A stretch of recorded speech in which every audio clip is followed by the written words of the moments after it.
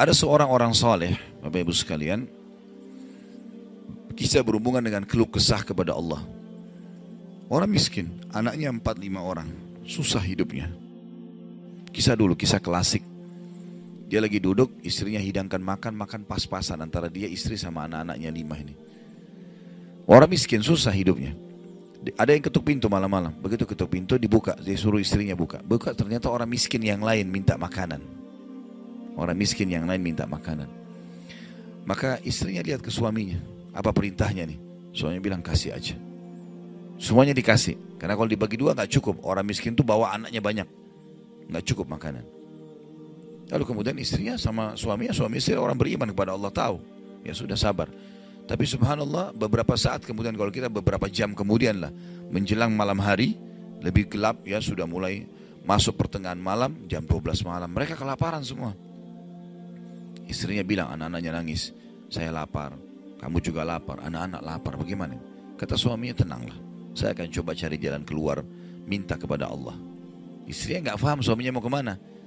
Dia pakai bajunya, baju keluar, kemudian dia keluar pergi ke masjid dekat rumahnya. Malam hari, jam 2 malam. Dia keluar, dia masuk di masjid, lalu dia sholat tahajud. Dan ini sifat orang beriman. Berkeluh kesah sama Allah itu jangan cuma hal yang besar, dari hal yang kecil. Manja sama Allah itu baik. Ngeluh terus, minta terus sama Allah. Allah suka hambanya yang tamak dengan rahmat Allah. Tamak dengan rahmat Allah. Sudah sehat, minta ditambah kesehatan. Sudah kaya, minta ditambah kekayaan. Selalu minta tamak dengan rahmat Allah.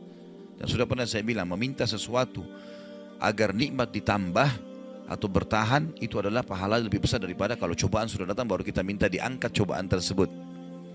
Kita sehat, minta agar Allah pertahankan kesehatan, itu lebih besar pahalanya dibandingkan nanti sakit baru minta disembuhkan. Jadi tamak dengan rahmat Allah itu penting.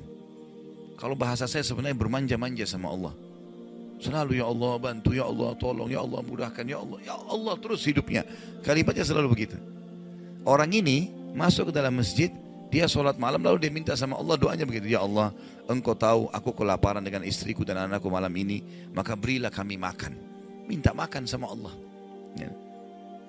Maka yang terjadi dalam kisah ini dikatakan ada seorang raja, pemimpin wilayah itu, sudah 1 minggu mau taubat. Sudah seminggu mau taubat. Dia tidak tahu harus kemana. Pada malam itu, di mana orang soleh yang miskin ini sedang ibadah, minta tolong kepada Allah dikasih makan. Raja ini gelisah, dia keluar lalu dia bawa 1 kantong uang emasnya. Dia bawa juga sekantong makanan yang terbaik yang dia punya di istananya. Kemudian dia bilang, ya Allah, sebagai bentuk taubatku kepadamu, saya akan berikan ini kepada hambamu yang engkau tunjuk. Ya. Lalu kemudian sebagai bentuk juga, saya tidak memilih kecuali engkau yang memilih Allah, saya tidak akan pegang tali kekangan kuda ini, saya biarkan dia jalan kemana. Akhirnya orang raja ini naik di atas kudanya, dia bawa itu kemudian jalan kudanya mampir di masjid yang ada orang soleh itu. Dia bilang, saya tidak tahu kenapa kuda ini mampir di masjid, lalu saya turun, saya temukan dalam masjid, waktu zaman dulu gak ada lampu, gak ada penerangan, cuma dia dengar suara, gelap di masjid. Dia masuk, temukan ada orang ini lagi berkeluh kesah sama Allah. Minta, ya Allah, saya sama istri saya kelaparan sama anak-anak, berilah kami makan, gitu kan. Maka dia bilang, raja ini pun setelah orang itu berdoa sholat lalu dipanggil, dia bilang, saya seorang raja di sini, saya raja di sini, saya sadar bertobat kepada Allah dan saya dengar doamu, tadi kau minta makanan, maka ini saya kasih, ini harta saya yang saya niat sedekahkan dengan makanan, ambillah. Dan kalau kau punya masalah lagi, datang ke istana saya, kapan saja. Kira-kira saya mau tanya Bapak Ibu sekalian, kita jujur menjawab. Kalau seandainya kita di posisi orang ini, kita sudah dapat solusi. Kalau kita sekarang mungkin ada orang kasih kartu nama, nih ya, butuh apa saja telepon saya. Misal presiden, tidak usah presiden, terlalu tinggi lah. Misal seseorang kita temui orang kaya, ada masalah apa saya telepon ke saya akan bantu. Saya yakin umumnya orang meninggalkan Allah pada saat itu. Sudah selesai, dia pikir orang ini sudah bantu, sudah selesai. Tiap hari telepon orang itu, telepon dikasih bantuan. Perhatikan orang soleh ini apa yang dia bilang. Waktu raja itu bilang, kalau ada keperluan apapun datang ke istana saya. Dia bilang, saya demi Allah tidak akan datang kepada anda kalau saya punya masalah. Tapi saya akan datang kepada Allah, Tuhan saya dan Tuhan anda, yang telah mengutus anda datang kepada saya malam ini membawa makanan. Justru kalau ada sudah solusi dari Allah, makin dekat sama Allah. Jangan sudah dikasih lupa ini. Ini poin penting bagaimana kita jaga berkeluh kesah kepada Allah. Jadi jangan berpikir Bapak Ibu sekalian, masa sih saya bisa sembuh hanya karena saya sujud? Masa sih saya bisa mendapatkan keturunan hanya karena saya sujud? Ini kesalahan ini.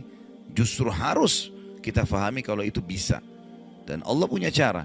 Setiap jawaban Allah kalau datang itu sesuai dengan sistem atau sunnatullah yang telah Allah ciptakan di alam kita ini. Misal saya berkeluh kesah, ya Allah sendal saya putus, gantikanlah. Sahabat begitu ya. Para sahabat Nabi itu kalau sendalnya putus, ya Allah sendal saya putus, gantikanlah. Allah nggak lemparin sendal dari langit. Nggak mungkin. Tapi apa yang terjadi? Allah gerakkan sesuai dengan sistem yang ada.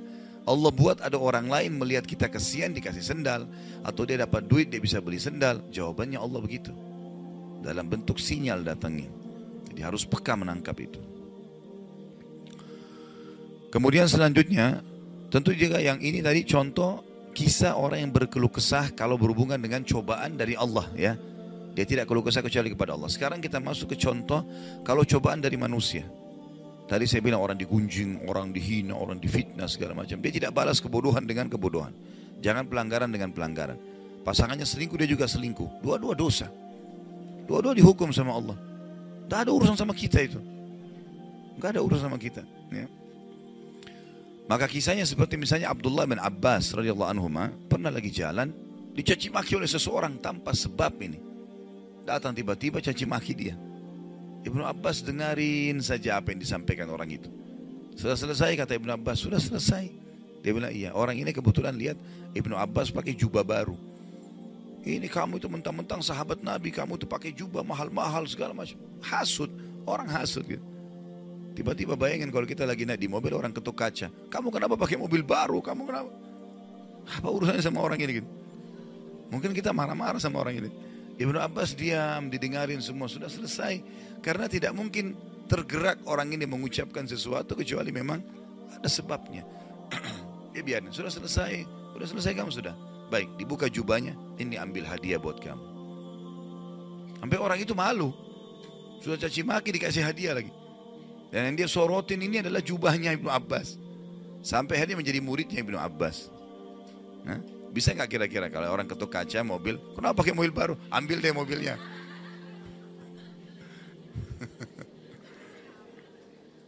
Baik, kisah yang lain, Ali bin Husain radhiyallahu anhu. Ini cucu Nabi SAW, anaknya Husain. Ya, radhiyallahu anhu ajma'in. Terkenal dengan Zainal Abidin, masyhur dengan kesalihannya.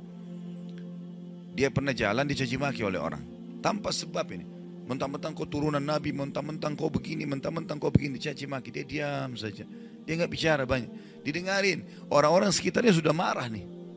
Tapi karena dia diam, orang diam semuanya.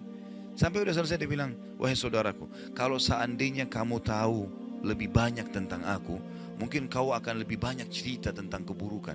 Saya ini banyak dengan keburukan, gitu kan? Kemudian dia bilang sama orang di sekitarnya, ada pegang uang, ada bawa duit, kasih orang ini 1000 dirham dan tunjukkan alamat kita. Siapa tahu dia punya hajat. Orang itu jadi tambah malu gitu. Ya. Karena perilaku akhlak yang mulia dan ini yang Islam ajarkan kepada kita. Pada saat kita kepancing emosi, kontrol, tenang, jangan dibalas. Gak ada gunanya itu, gak ada manfaatnya. Hanya akan merusak kejiwaan kita. Kata-kata jadi kasar, hidup kita jadi tidak tenang. Ya. Tapi kalau kita gunakan teori syar'i ini, kita akan tenang. Tetap bisa makan, tetap bisa tidur, tetap bisa segala-galanya. Baik, kita berdoa kepada Allah SWT, semoga majelis kita diberkahi olehnya dan dijadikan sebagai tambahan amal kita pada hari kiamat. Dan semoga saja seluruh amal yang pernah kita kerjakan, yang akan kita kerjakan sampai ajal menjelang datang diterima dengan kemahamurahannya. Dan semoga semua dosa yang pernah kita kerjakan sekecil sampai sebesar apapun diganti dengan kemahamurahan Sang Pencipta menjadi pahala. Dan kita mendoakan Indonesia untuk selalu makmur, damai, tentram, dan seluruh muslimin bersatu di bawah bendera tauhid la ilaha illallah Muhammad Rasulullah, kembali dalam segala ibadah mereka kepada Al-Quran dan Sunnah. Dan semoga Allah juga memberikan pemimpin-pemimpin yang muslim yang adil kembali kepada Al-Quran dan Sunnah. Dan juga semoga Indonesia menjadi contoh bagi negara-negara yang lain. Dan kita selalu mendoakan saudara kita di Palestina, di Syria, di Yaman, di Irak, di Myanmar, di Ahsa, dimanapun mereka berada yang sudah tertindas. Semoga Allah ikhlaskan niat mereka, terima para syuhada mereka, mulakan Islam di tangan mereka dan tangan kita semua. Dan semoga Allah partisipasikan kita bersama mereka di pahala baik dengan doa, dengan harta dan juga dengan jiwa kita. Dan semoga Allah dengan kemahamurahannya menyatukan kita semua di surga firdausnya tanpa hisab, sebagaimana yang satukan kita di majelis ilmu yang mulia ini. Allahu alam, ini mungkin yang kita sampaikan, mudah-mudahan bermanfaat. Subhanakallahumma bihamdika asyhadu an la ilaha illa anta astaghfiruka wa atubu ilaik. Wassalamualaikum warahmatullahi wabarakatuh.